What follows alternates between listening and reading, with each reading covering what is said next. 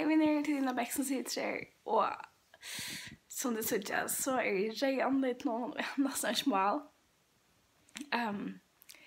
Jag vet att börja video efter flera men jag var så sjuk sista veckan så jag vågar kan bli bättre och färdiga video efter en god vel. Men man ser jag lärt nästa sista veckan men jag var sjuk och jag lärt hur vi kan söka och trofast góðu och att telja alla dagarnar tar jag blir frisk sista veckan så som jag blir mega sjuk.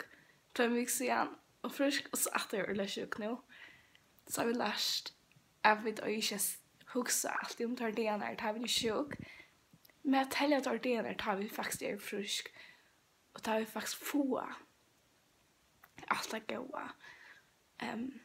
Och det som året säger att det ringa dagarnar tar jag och góða än bättre. Så vi är huxa om tykkum, be för tykkum.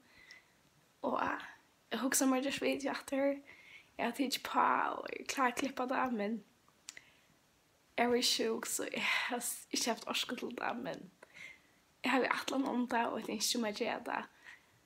Om jag var frisk efter och mycket så länge. Så här är en sign tykkum. Bye.